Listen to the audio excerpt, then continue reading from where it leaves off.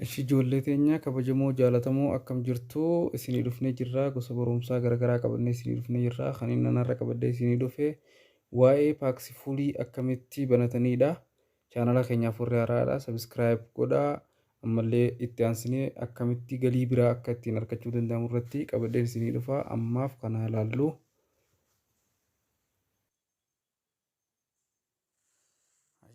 Akkam jirtan ijoollee teenyaa har'a maalirraa haasofna jettan har'a waa'ee akkamitti iimeelii teenya fayyadamnee paaksifuulii akka banachuu dandeenyu irraa haasofna.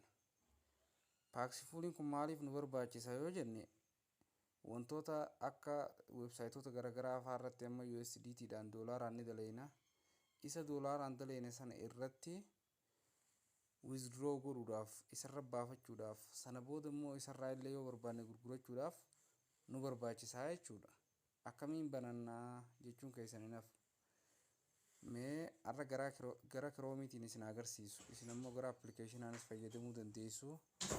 More best katee garuu gara kiroomiitiin yoo fayyadamtan baay'ee bareedaa namatti tola. Haayishiyaa kiroomii kana seennaa. Kiroomii erga seenne booda mee pilaas jennee haa paaksifuul jennee barreessinu. Paaks fuul akkaawunti jedhee jira hunuuf paaks fuul akkaawunti isa jiru kana haa filannu. Yeroo isa filanne kireetaan akkaawunti paaks fuul ka jiru ni dhufa. Sana booda kireet akkaawunti haa goonu maaliif kireet haaraa isaa banuu deemnaa waan ta'eef jechuudha. Amma inni kun daashboordii isaati fuula peejii hoom peejii isaati. Inni kun ammoo kiyya waan loogiin ta'ee jiruu fi mee loogaawut kiyya godhee kireet ni haa jiru. Naa obsaa kiyya loogaawutiin jechaa jira. Niitoorkiinis suuta deemti waan ta'eef walumaan obsaan laallaa. Amma maal gootanii loogiin riijistar jee gara gubbaa kanarra jira hunoo akkuma argitan kana. Nama haaraa ganaa loogiin ittiin taane isin waan ta'eef loogiin ta'uudhaaf yoo duraan akkaawuntii isaa kireet gootanii qabaattan yuuzarneemii fi paaswordii qabaattan loogiin gootu. Akka haaraa galmaa barbaadan garuu riijistar jettu. Ishee riijistaraa jennu. Riijistar yeroo jenne asirratti foon nambar iimeel jee jira. Foon nambariidhaan iimeeliidhaan jee jira. Ishee iimeelii kanaan mee haaseennuuti. Iimeelii reefuun tana kireet godhattan yookiin kan duraan qabdan saniin haaseennu. Ishee nama kiyyumaan seenaa. Isin amma keessan galchitu. Ishee paaswordii yeroo galchitan paaswordiin keessan maal ta'utu irra jiraata. Paaswordii qubeen tokkoffaan yookiin qubeen lamaffaan yoo xiqqaate qubee gurguddaa tokko qabaachuu qaba. Akkam fakkeenyaaf akkana yoo ta'e qubee xixiqqaas qabaachuu qaba. Akkuma kana ni mul'ata na fakkaata amma. Qubee xixiqqaa gurguddaa qabaachuu qaba. Nambariis qabaachuu qaba. Akkasumatti immaas qubeelee garaagaraa special characters warreen jedhamaniin qabaachuu qaba. Inni as jalatti argamu kun at least 6 characters inni jiru kun akkanatti kalarrii kana qabaachuu qaba jechuudha yoo sirri galchite jiraatte. Fakkeenyaaf amma kaaraakteruma tokkoon fayyadamu yoo equal to yookiin saayinii garaagaraa kana fayyadamu ta'e waan special characters are needed jira. Waan special characterii barbaachisa. Waan special character amma mallattoo gaafii kana yoo godhe special characterii keessa ishii takka akkana ta'a jechuudha. Amma sa'a kana kireet jechuun danda'a. Yeroo asii kireet jee amma waan inni iimeelii kana fayyadamee iimeelii kanaan kireet godhadhee jiruu fi yoon kireet jee gara minna fudhata gara verification ID na erga. Verification ID inni na ergu sana iimeelii kiyya keessa dhufeen iimeelii keessa akka kanaan siif ergama. Yoo akka lakkoomsi akka kanaan siif ergama. Lakkoomsa kana akkanumatti irratti qabdee paste copy jechuu dandeessa. Copy haa jennu as dhuftaa bakka kanatti verification koodii bootaatti galchitu siif fida. Verification koodii bakka itti galchitu siif fida. Bakka sanatti maal goota verify goota.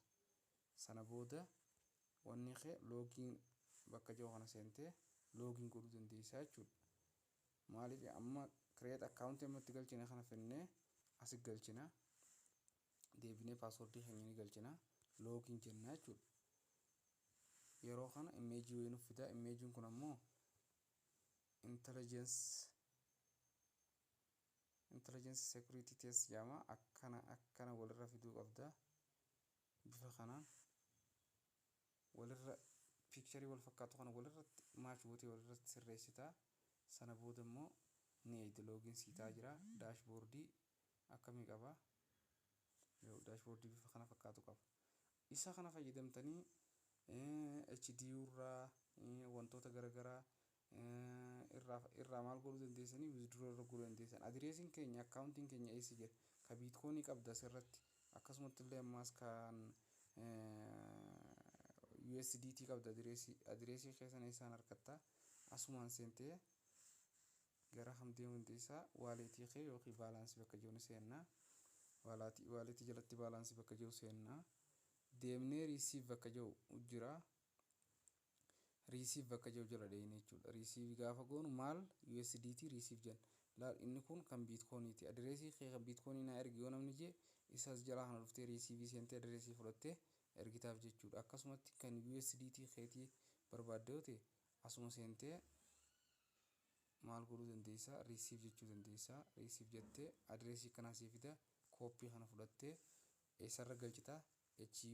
HDU fakkeenyaaf akka fakkeenyaatti amma nama tokkoof erguun barbaada.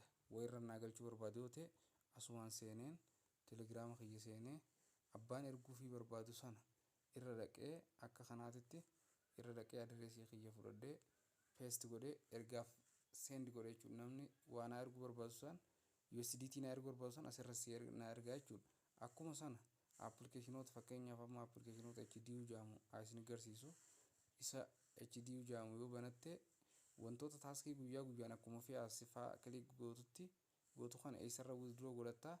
Isa kanarra adireesii nama kooppii godhee ture san fidee baayindiing jedhee bakka kanatti galchee submit yoon jeen gaafan withdraw dhufeen withdraw asirraa jee withdraw kana jee eessarra na dhaqee jechuudha. Deemee US paaksifulii kiyya kanarratti naa galaa jechuudha. Baalaansiin kiyya kan amma asirratti zeeroo ta'ee jiru kun eessarra jira? Ishee banuu paaksifulii kiyya irratti yoo baalaansiin amma gubbaarra zeeroo jiru kun yeroo akkasii withdraw irra jee dabalaa deemaa jechuudha.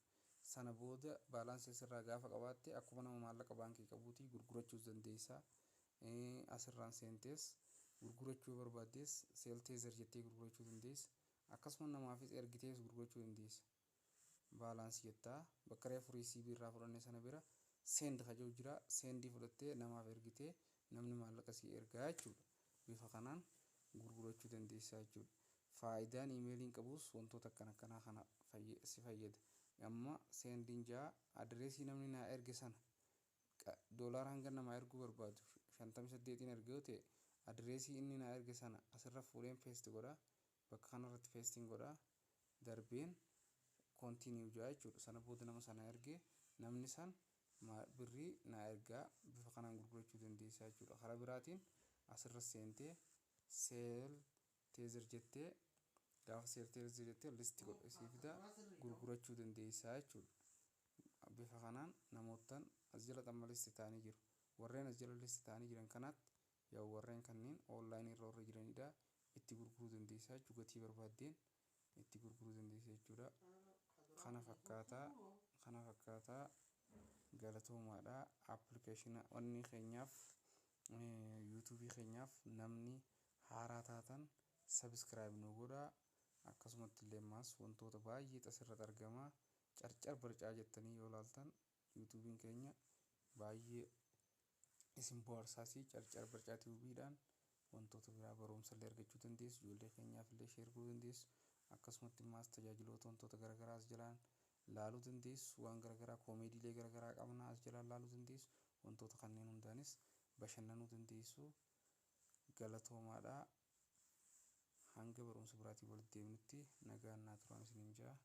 Nuuf galatooma.